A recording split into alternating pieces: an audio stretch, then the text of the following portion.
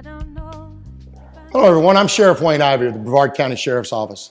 In October of 2014, the Brevard County Sheriff's Office took over the county's struggling Animal Services Department that had not only become a continued source of tension, but was severely failing in protecting the homeless animals in our community. When we assumed responsibility, we made a commitment to make Brevard County a more humane community, to raise the standard of care in our shelters, to reunite lost and stray pets with their owners, and to save as many animals as possible through adoptions, fosters, and newly developed innovative programs.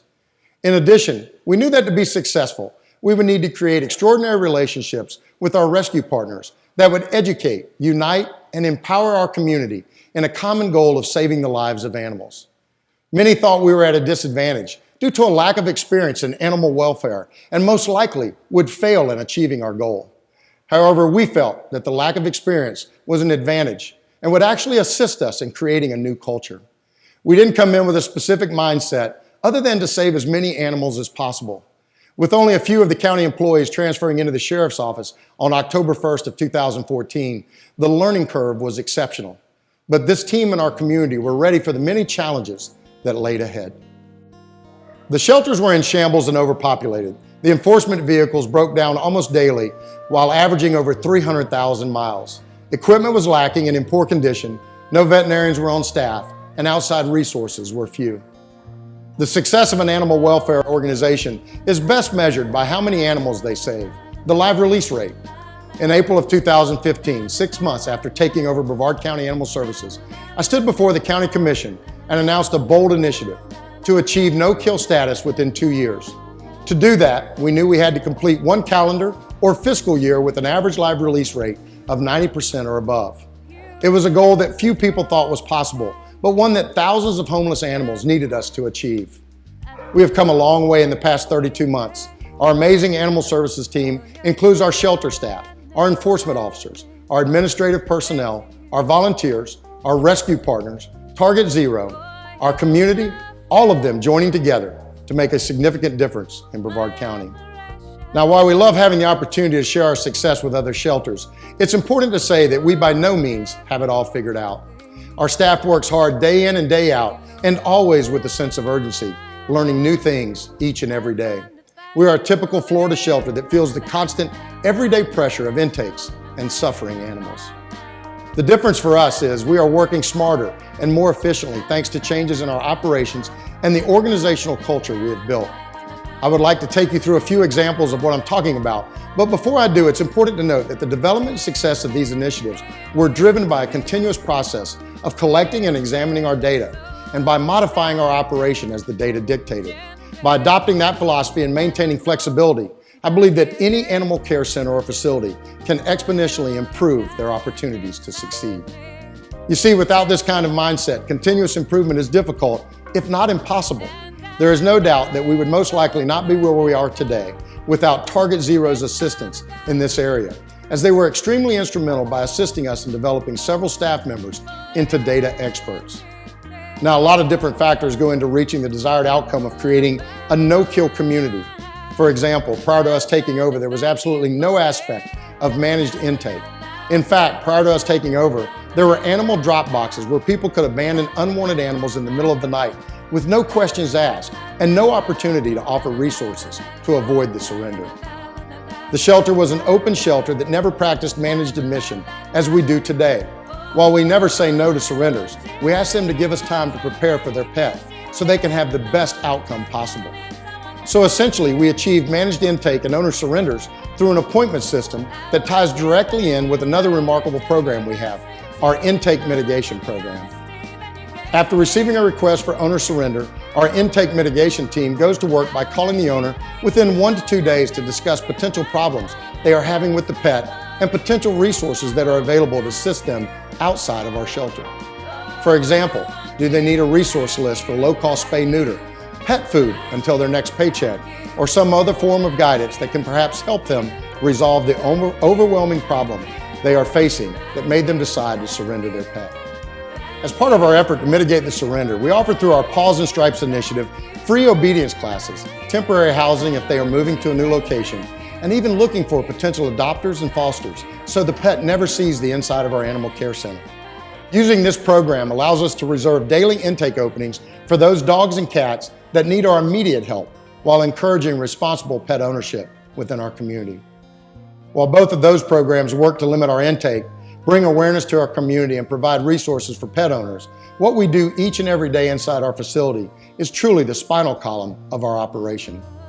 Daily rounds performed by our management team, veterinarians, and foster rescue coordinators help to ensure the very best of care for each and every animal in our shelter.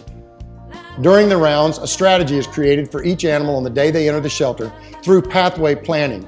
Our team also adjusts those plans as needed to ensure the best possible outcome for the animal. In addition to the daily rounds, our animal care technicians conduct an initial intake exam to record and communicate any problems they observe.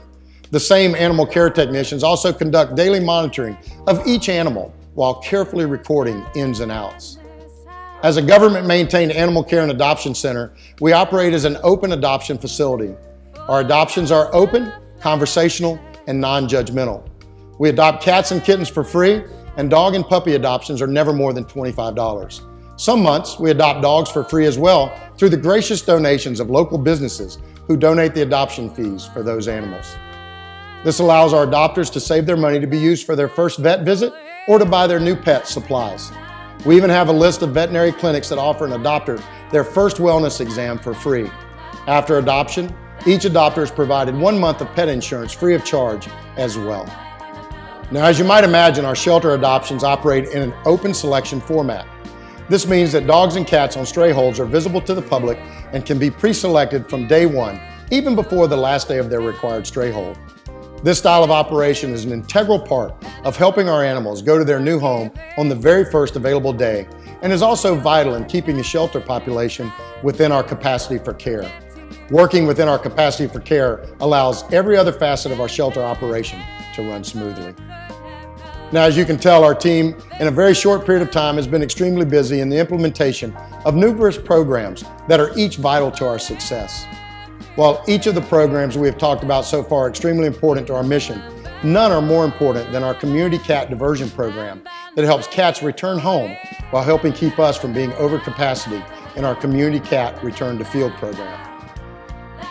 Statistics and studies show that cats are 7 to 10 times more likely to find their way home when remaining in their neighborhood.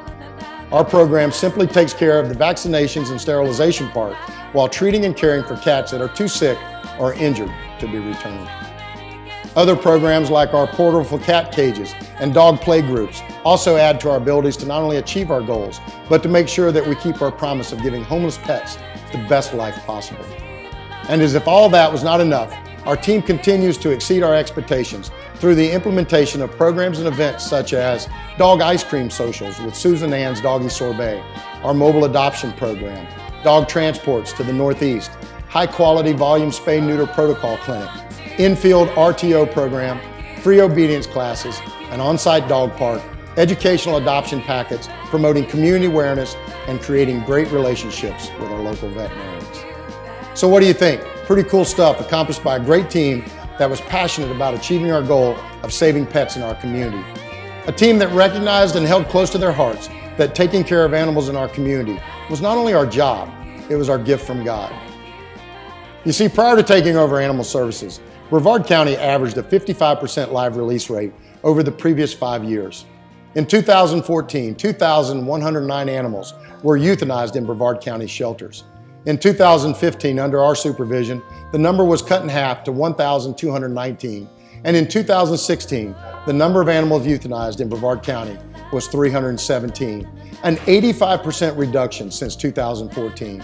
For 2017, the number stands at 112 with a live release rate of 95.71%. On October 1st of 2016, I proudly held a press conference to announce that we had reached no-kill status, only 18 months after we announced that goal and 2 years to the day since taking over animal services. Although we proudly recognize the significance of this achievement, we also realize that achieving a 90% live release rate and recognition as a no-kill community is not a destination or a one-time designation. Rather, it is a continued journey that together with our community partners, we will maintain. You know, Roscoe, I'm often asked, what's the secret? How was Brevard County able to turn this program around? The truth, there is no secret. Put together a great team, give them the resources and support they need, and stay the heck out of their way. As sheriff, I manage by standing around. I stand behind my team when they need a kick in the butt, I stand beside them in the trenches, and I stand in front of them when someone is taking a shot at them. Do that for your team, and I promise you, they will amaze you with their success. I always say it takes community to protect a community, and without question, it takes community to protect our animals. So if any member of our team can ever be of assistance, please let us know. Thank you for all you do for homeless pets in America, and God bless. Right, Roscoe? Yeah.